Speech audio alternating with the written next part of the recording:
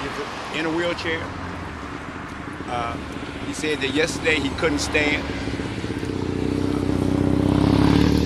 His spirits are good, but it's going to take a while for him to be the Mumia that we all know and love. We're going to continue to love him, but he needs a lot of help. He needs a whole new diet. We're going to see that he can get a new diet and move forward. He told us also that he wants us to continue fighting to try to get him some outside help, some outside help, and that's part of the things that we're asking for is for some doctors to be able to give him a full examination. So he's not going to stop that. He's going to help us with that to move forward with that. Well, from what I saw, my observation is this. They saying that they didn't know what he had or whatever. They didn't diagnose him with anything specifically that could pinpoint what it was that was causing him to be sick. And I'm saying I don't believe they did that. I think they did a diagnosis and they knew exactly what it was. But they wasn't going to tell him because in order for them to tell him, which would mean that he would try to help himself. And the diet that they have in this prison and prisons throughout the state is ridiculously dangerous to people. I'm saying everything that is sweet is extremely sweet, and everything that is salty is extremely salty. People go to prison and they didn't have diabetes, and within 3 months they got diabetes. Wow. And that's how the prison system is with the way they feed people. We were at the prison with Delbert, and they told Delbert that they had some chicken on the line that they were serving people, and Del said he could smell it, that it was rotten before they cooked it, but they fed it to him anyway. Oh my. And this is how they treating people at these prisons. And Mumia, look, he was on death row for a long time, and just because they took him off of death row status don't mean that they took him off of death row status. It is important for people to put out the importance of pressuring the system about the diet that they're giving these people, and make sure that they fight for something better. Make sure that they fight for something, of something that's substantial, because the things that they're giving these people, even with being careful of the diet that you're eating, it's dangerous. When you eat roasted nuts or something, you got to wash it off first, and it still tastes over salty. But this is what they're giving people, and. So we gotta get on that and fight for that. And Mumia has been putting out information to help people since Mumia, and it's time for us as people to fight for him the same way that he has always taken a stand and fight for us. And we gotta pressure these people and let them know that they need to give him something. I don't care if it's a special diet or anything, whatever it is that he needs, they need to give it to him. Stop trying to give him medicine that's going to induce diabetes. Stop giving him things that they know is going to cause these side effects. Give him a good diet and he'll be all right. His spirits, he's been in a situation, in a trying situation, and his spirits are the same Mumia that I remember. He feels and knows, he's aware of what's happening, but he's been weakened by this thing. But the fact is, he haven't been stopped. He haven't been broken, but he needs help.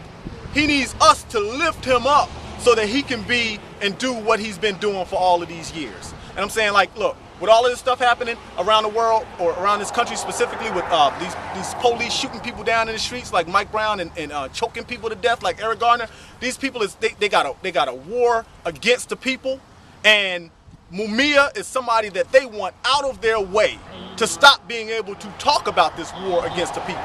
The same way with Phil, how they killed Phil Africa. I'm saying the same way they did him is the same way they're trying to do Mumia. The symptoms are exactly the same. The situation was the same. Everything is a carbon copy of what they did. Just like this jail is no different than the jail around the corner. And I'm saying we have to support him, write him, keep him active mentally, and he will be fine. He's not unable to be better. He will be fine. We just have to do that and stay with him. That's right. Right on. So this is a difficult conversation to have, because I mean, Mumia doesn't belong to the movement to free Mumia. Mumia doesn't belong to the people who are closest to him, who visit him on a regular basis. Part of what we've seen in the last week is that Mumia really belongs to the world. And if something happens to Mumia, there's going to be fire in the sky. If something is to happen to Mumia, it would have a demoralizing effect on the world and the movement for justice. Mumia is the voice of the voiceless. What we saw today is a man who has a fighting spirit, whose voice shines on even though he's been weakened seriously. Mumia was brought out in a wheelchair. He told us that he couldn't stand up yesterday. That means that he was transferred to the prison prematurely.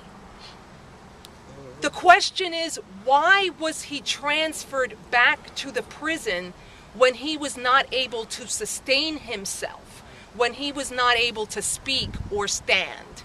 They did that in part because there was an enormous amount of attention on Mumia when he was in the hospital, but most importantly, when we had access to him. In the hospital, we kept a vigil around the clock. We were feet away from Mumia. We were talking to nurses who were betwixt and between. They were being pulled by the ethic of the medical profession, which is that you were supposed to safeguard the life of a patient. And the prison had a problem with that. So they wanted to shut us down and shut us up. But I want to tell you that when I called this morning at the crack of dawn, I overheard someone say on the other side that the phones were ringing off the hook. When I called this morning, they told me that I couldn't visit, that there couldn't be a legal visit, and that no one could visit. But the phone started ringing, and within an hour, we were told that 5 people could go in.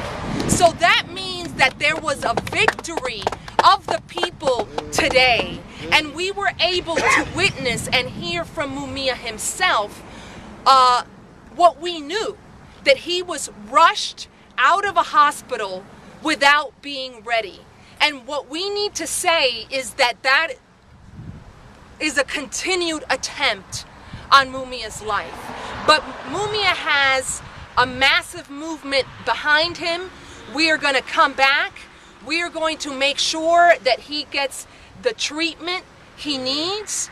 No diabetic specialist has yet seen Mumia. Mumia has a severe eczema problem. He needs to see a dermatologist. We need a team of doctors behind him, and there is precedent in the Pennsylvania system for having a team of independent doctors see a prisoner. The prisoner, the wealthy millionaire, heir to some DuPont, John DuPont, who was in prison in Pennsylvania, he was able to be seen by an independent team of doctors, which he chose on his own. And he had a special diet. Mumia Abu-Jamal, the voice of the voiceless, the man who the world wants to know is safe, deserves the same. Mumia told us that his blood sugar today was at 336. It went up. It went up. So his blood sugar went up. Why? Because he was brought back to a prison. A prison is no place for someone who is ill. Not only that, he told us that he had eaten, because we, of course, wanted to feed him, and we know that we have to be careful about what we feed him. But you know what he got for lunch? Spaghetti. Spaghetti and carbohydrates is the worst thing you can give a diabetic patient whose blood sugar is dangerously high at 336. So what Brother Mike said is absolutely true. We have a population in Pennsylvania of prisoners who come in healthy, and within 3 months they develop a life-threatening disease, diabetes. There is a healthcare crisis in the system, and Mumia's case really illustrates this point. Mumia was slurring his words. We need to be honest about what's going on. Mumia is slurring his words. His mouth is incredibly dry. He could barely get his words out because of the dryness in his mouth. That means that he's unstable and that he needs care. He needs the proper care. This is a human right. Prisoners have a right to life. Being incarcerated doesn't mean that the system can off you. And there's a reason why the system would want to off someone like Mumia, because he has been offering perspective on the crisis of police brutality, the character of the state, in this moment when a large number of people are waking up and hitting the streets and are looking for an analysis about what kind of world we can actually strive for. So Mumia is in enemy territory, but he told us, I believe in the power of the people. When we were there, he told us, I believe in the power of the people. And it is our duty to fight for his freedom, and it is our duty to win. That means that we have to go from here and commit ourselves to fighting for Mumia's life, to ensuring that there is an investigation about what's happening to Mumia, but what's happening to prisoners across the state in terms of healthcare, but also across this country. What we are talking about here is a crime against humanity, really. Mumia has been suffering for the last 3 months. For the last 3 months, his skin ruptured. I saw his skin for the first time, and it's black. It's hard. It looks like a giant scab. Yeah. It's hard. He looks like he's been in a fire. And it really is a sight to behold. What tears me apart is that eczema and diabetes are not rocket science. Mumia is at least 80 pounds lighter than when I saw him last, about 3 months ago. That is one of, I am not a doctor, and I know from common knowledge that when your weight drops exponentially and when you have a skin problem, that is a sign of diabetes. He has been monitored for months by doctors in this facility. Why did they not pay attention to the fact that he had lost at least 80 pounds? And then he had gained some too. What? That he blew up. And he blew up 3 times his size. He blew up. He blew up 3 times his size. They gave him medication to which he reacted violently. I mean, all of the signs of diabetes were there.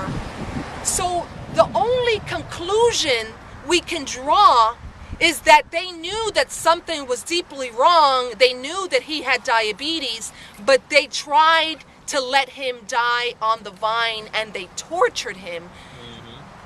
But there's something about there's something about Mumia, and there's something about the fight for freedom that soars.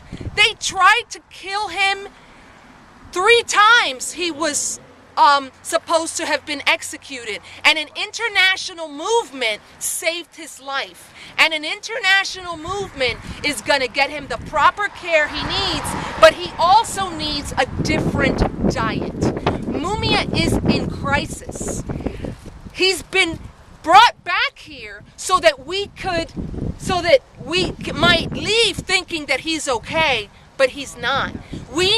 This means fight harder.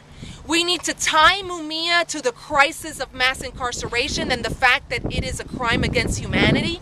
And ultimately, it's genocide, because we have in prisons a majority of people who are African Americans and Latinos in their prime childbearing years. And they're being sickened and they're being killed by the system. We call that genocide. We're talking about 2.3 million people. This is what's going on. They've tried to kill Mumia, but Mumia has a fighting spirit and a kick-ass movement behind him. And ultimately, Mumia is going to get the treatment he needs in the streets. This speaks to the struggle to bring Mumia home. Mumia should never have been incarcerated. He is an innocent man, and he's one of the most incredible voices. He's one of the most important journalists, black radicals, luminaries of our time. It is a statement about the horror of the system that they would keep a man like Mumia behind bars. But we're leaving from here confident that we've won. We got into the prison even though they told us this morning that we were not. And we've got Mumia's freedom to win, but we also have a world to win, a world without prisons, a world of justice, a world in which every human being gets the health care they need and they deserve. So my heart is heavy because I've never seen Mumia this way. I mean, Mumia is a strong man who has a very young spirit and a strong body. And he is 80 pounds, 70 pounds below the weight that he is normally, in a wheelchair. But this is not the end. We're coming back. We've got an international movement. I'm looking at the people here, Pam, Suzanne. These are the people who've kept this movement alive for 33 years. This is the longest standing movement after the Black Power movement. We're going to win this. We're going to get health care for Mumia, and we're going to get a team of doctors there to see him.